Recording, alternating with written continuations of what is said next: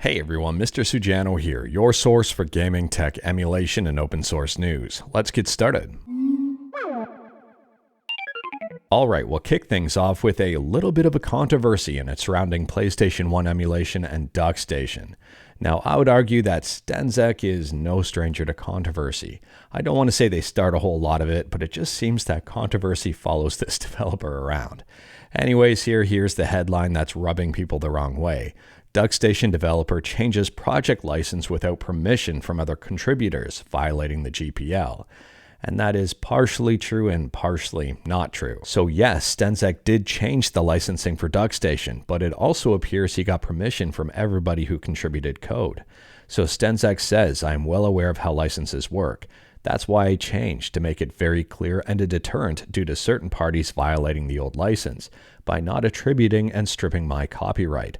Packagers being collateral damage was a beneficial side effect, considering they don't clearly mark their versions as modified, break functionality, and expect upstream to provide support." Stenzek then claims, and this is big, "I have the approval of prior contributors, and if I did somehow miss you, then please advise me so I can rewrite that code. I didn't spend several weekends rewriting various parts for no reason. I do not have nor want a CLA because I do not agree with taking away contributors' copyright." Stenzek then goes on to say, and this one sounds familiar, "Also, I don't appreciate the threats. If you are not a copyright holder, then you are not in a position to make any demands. I find it especially ironic considering that when the GPL was actually violated on multiple occasions, even as recently as a few months ago, nobody ever takes issue with that. I've restricted the repository to prior contributors, and if they have any concerns, they are more than welcome to do so here. If this turns into harassment, then I'll just shut the whole thing down, because I'm way too busy with my actual job to be dealing with unsubstantiated drama from a hobby that is supposed to be fun. Please consider how the community would benefit from that." Now, there are a number of things I want to point out here. First and foremost, and this is the biggest one I think, Stenzek claims he got permission from the prior contributors. I'm assuming he means all prior contributors on this one and not just a select few. And if he got permission from all prior contributors, then he's not really breaking GPL licensing by changing the license. I could be wrong though. I could be completely wrong. I'm not a lawyer. But at the same time here, I think he's okay by doing this. And the second thing, this is also very big. He doesn't appreciate the threats, and if it turns into harassments, then he'll shut the whole thing down.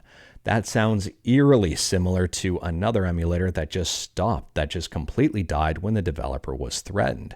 And that may have been an emulator that was on Android.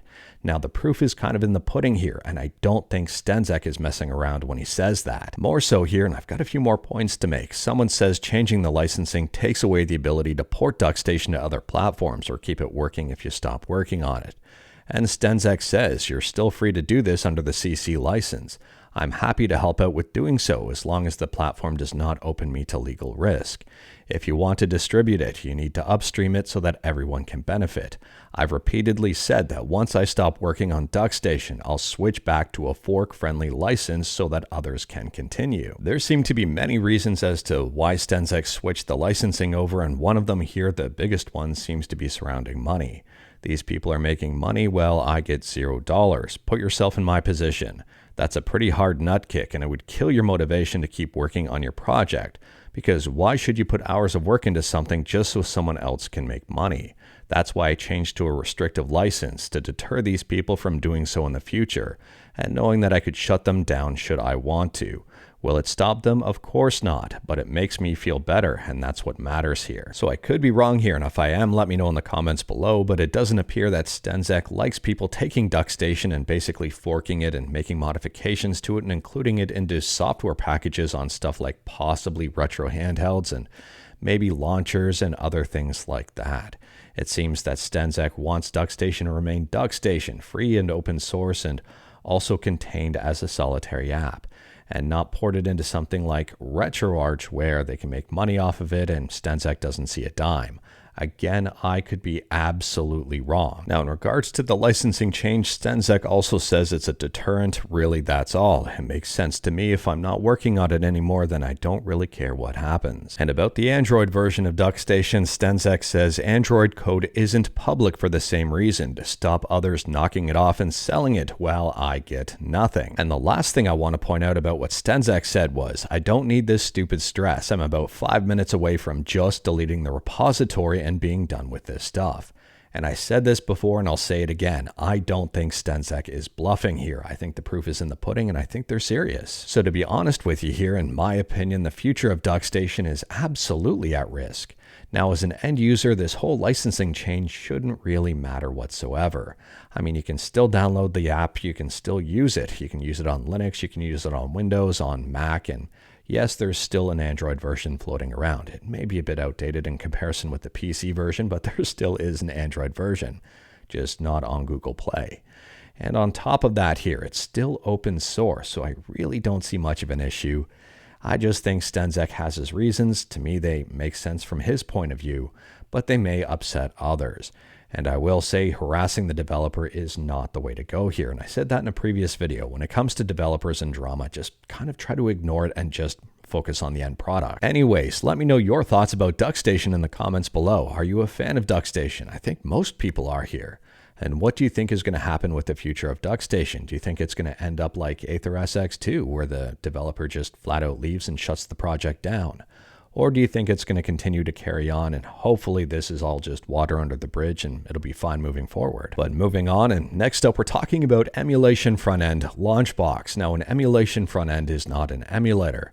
It's a program that works with your emulators, with your ROM collection, to try to organize everything all from one program to make things look nice and easily accessible. And Launchbox version 1.3.16 has just dropped. We've got a couple of new features here, one of them being save management. They say our new save management features have arrived, bringing powerful tools to help you organize and safeguard your game progress. You can now automatically track and organize saved game and save state files for RetroArch, with support for more emulators on the way. Furthermore, they've enhanced the Game Discovery Center. They say the Game Discovery Center is now more dynamic than ever before. We've curated special online lists that feature fresh and seasonal game recommendations, handpicked by the Launchbox team and by the community. And the last big change is probably for the biggest thing people purchase Launchbox for, and that is Big Box. So they say new to Big Box, now's your chance to give it a try for free. Big Box now has a free trial mode. Next is a pretty big win for preservation and a pretty crazy story surrounding it, and it's in regard to Professor Layton and the Mansion of the Deathly Mirror. This was a mobile game. I don't think a lot of people have played it. I'm pretty sure it was Japanese exclusive here, and it has been preserved. The whole thing was found on a junk F906i. And here's what the phone looks like that had the files on it. And this phone survived a house fire. Absolutely crazy here. So they've got all 6 chapters of the game. Previously, they only had 3 of them. And they will be translating it into English. Next, we're talking about something you're probably going to be hearing a lot more about as time moves on. It's a brand new action called Game Over. And this action is being raised in the EU, saying that game companies are violating consumer rights. Basically, in-game currencies can pose a bit of a problem, or a big problem, and this may shape how games are made moving forward. So here are the 4 big main points. Point number 1, consumers cannot see the real cost of digital items, leading to overspending. The lack of price transparency on premium in-game currencies and the need to buy extra currency in bundles pushes consumers to spend more. Number 2, companies' claims that gamers prefer in-game premium currencies are wrong. I would flat out agree with that without even needing to investigate. Number 3 here, consumers are often denied the rights when using premium in-game currencies. And number 4, children are even more vulnerable to these manipulative tactics. The Game Over action has also named specific companies. They've named Activision Blizzard, Electronic Arts, Epic Games, Mojang Studios, Roblox Corporation, Supercell, and Ubisoft. I'm going to be paying close attention to this one moving forward. I'm very curious to see what happens here. Let me know your thoughts about this one in the comments below. Do you think an initiative like this or an action like this is beneficial? Do you think they're going to prevail? And do you think it's going to change the gaming landscape? Moving on, and Tuxedo has just unveiled its newest Linux purpose-built laptop, and that's the Gemini 17 Gen 3. This one here features an AMD 7945HX and an RTX 4070. Now they say here the Gemini 17 Gen 3 is no shiny ultra-thin laptop for a trendy cafe. It cares less about lifestyle and design and more about reviving forgotten basics, like strong cooling. So they want to make sure that this thing can perform, it can cool down appropriately here, and is functional. The screen on this one is 17.3 inches at 144p and 165 Hz, and they're saying that this is a solid desktop replacement. Pricing on this one starts around €1,500, and you can completely crank that up by adding on a whole bunch of goodies, like increasing the RAM and storage. Now, some people may know this about me and some people may not, but one of my biggest pet peeves about some laptops out there are the loud fans. And that usually comes down to thermal management or even poor thermal management. For example, I've got an Alienware X14. It's an ultra-thin laptop. And when I push that thing to its limits, whether I'm gaming, whether I'm video editing or recording, it will absolutely scream at me. Those fans scream to cool that GPU down and to cool the CPU down. And some people have asked in previous videos if I was vacuuming in the background. And the answer is no, it was just the laptop fans. I run Linux on it. I do shut down the GPU when I try to record to try to keep that thing cool and try to keep it quiet, and it generally works. But at the same time, I sacrifice a ton of performance in doing so. My Steam Deck, I changed out the fan to a quieter model so it's not loud at all. And I generally like quieter laptops. And I'm assuming here with the additional airflow here and that nice beefy GPU, that thing should be relatively nice and quiet, or at least quieter than an ultra-thin one if you are pushing it to its limits. But let me know your thoughts about this one in the comments below. Do loud fan noises bother you? Do you think the fans in this one are going to be loud? Do you think performance is going to be better as it's probably easier to cool this thing down and it probably won't have near the amount of thermal throttling as an Ultrabook? I mean, it's got a 73 watt-hour battery and a whopping 230 watt power supply. Next up, we're talking about The Legend of Zelda Echoes of Wisdom. And if you're excited about this game and wanted to avoid spoilers, you may want to stay off the internet for a couple of weeks. The game has leaked. It's leaked in full, and there's going to be videos of it on YouTube. There already are videos of it on YouTube. There's going to be pictures and screenshots and a whole lot about it. So the game has leaked online, and well, I'm assuming people are also going to be trying to emulate it.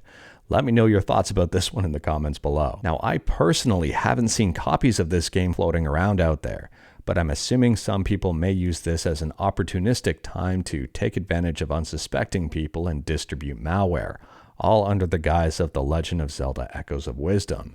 So again, be careful out there and, well, just wait for this thing to release. Next up, if you're a fan of AI and you've got an Android device, you may be a fan of this news. Google is now rolling out Gemini Live to free users on Android.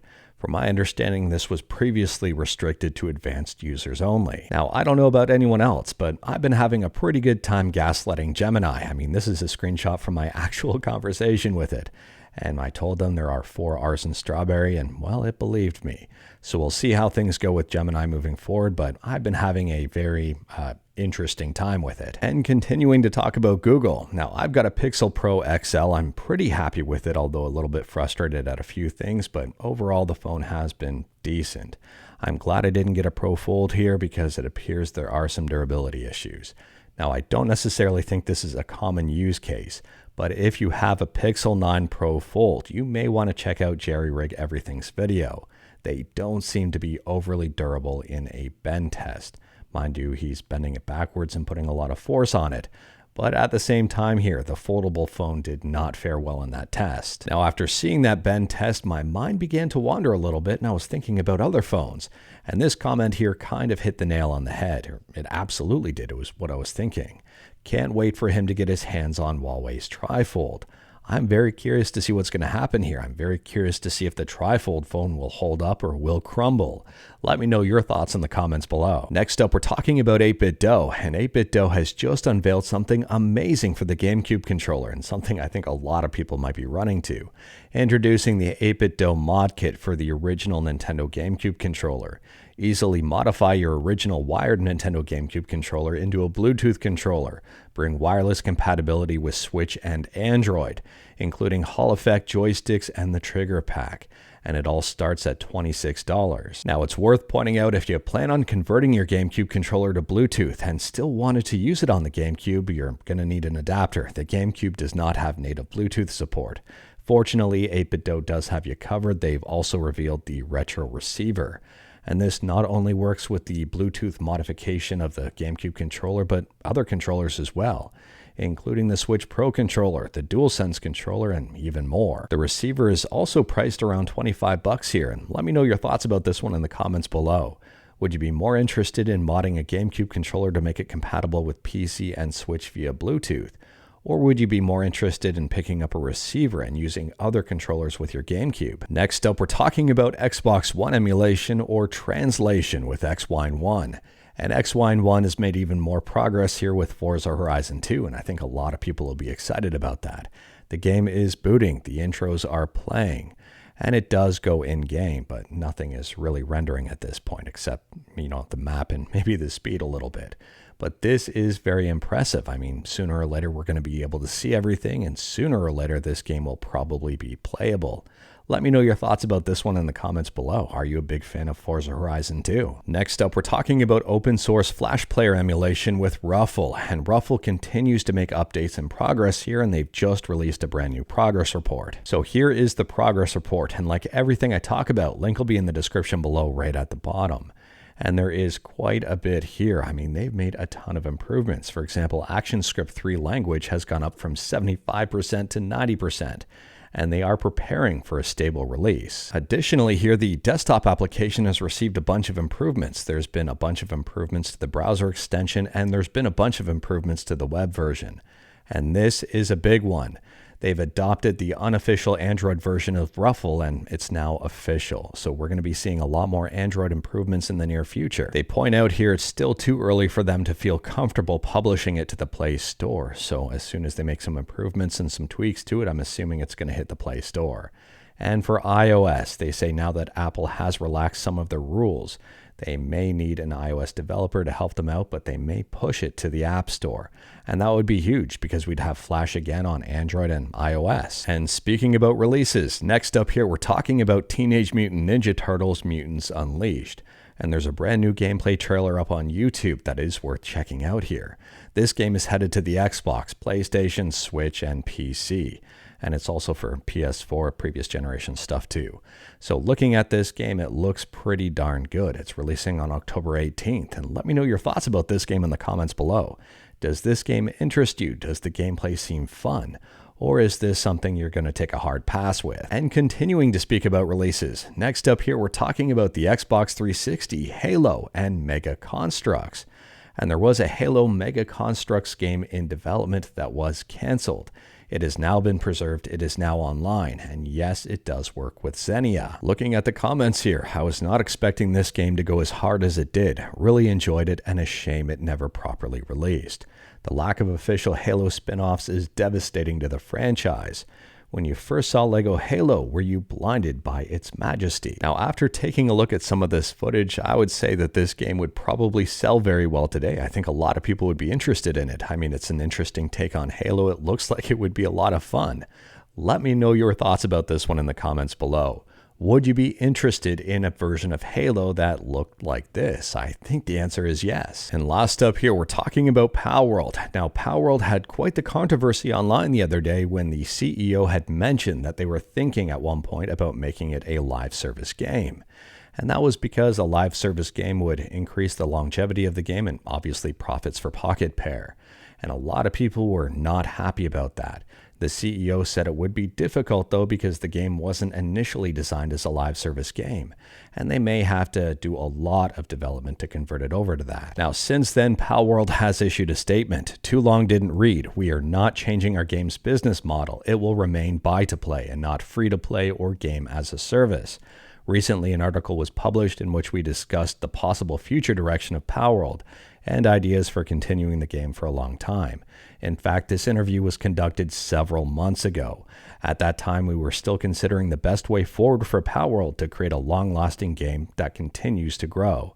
We are still discussing this internally, as it is quite challenging to find the ideal path, but we've already decided that the free-to-play game-as-a-service approach is not suitable for us. So it seems that Palworld has taken their stance and the game is going to remain buy-to-play, which seems like that's the popular decision here. But anyways, that is all I've got for you in this one. Straight to the point, all stuff and no fluff. We talked about a bunch today. Let me know your thoughts about absolutely any of it in the comments below. If you liked this video, leave a like. If you didn't like this video, leave a like. Hit that subscribe button, check out my other videos. Don't tempt fate, save your state.